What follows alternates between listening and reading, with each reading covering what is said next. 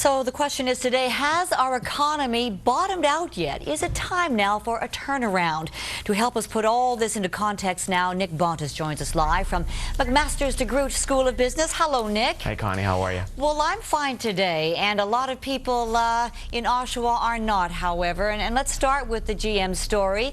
Nick, did Buzz Hargrove have any chance at all in his efforts to persuade GM to reconsider the Oshawa shutdown?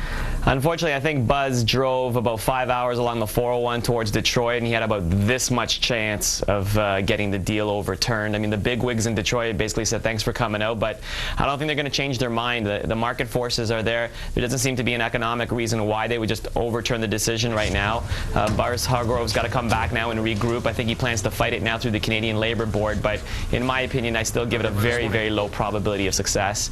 This is probably his biggest defeat in his illustrious career. I mean, he's 64 years old right now, and you know, this could be the actual turning point for Buzz. The CAW, you know, might be recruiting a new leader after this particular event. It's unfortunate, but I think in 2009, 2,600 plant workers in Oshawa are going to be out of a job. It is a different situation here on this side of the border economically, Nick. In fact, with those job numbers out today, we actually saw an increase in full-time jobs in the manufacturing sector. So the question is, have we bottomed out?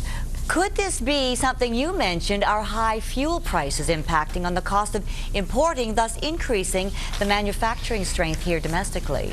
It could be a little bit, but you know what? All these numbers just don't make sense. I mean, it's funny. You just can't predict what's going to happen with the economy. It's like the lottery. I mean, look at what's happening. We have high fuel costs, we have a strong loonie, and we have a poor U.S. economy. And those three things together should all mean bad news for manufacturing jobs, and now we're getting new manufacturing jobs. So it just doesn't really make sense. I think the bottom line is we can't focus on short-term results. We have to look at long-term results. And in the long term, we've lost 350,000 manufacturing jobs in the last 6 years. So last May could have just been a blip. You know, I read the news release coming from the government. There was an increase in part-time jobs and there was an increase in student jobs in the month of May. Both of those make total sense because it's the beginning of summer and university students have just graduated. But the reality is part-time jobs and student jobs are both relatively low-paying jobs. So maybe the blip was expected, but I don't think this is a turnaround. Not yet. No. All right, Nick, thanks for that. We'll hope that the news changes in the weeks and months ahead. Thank you.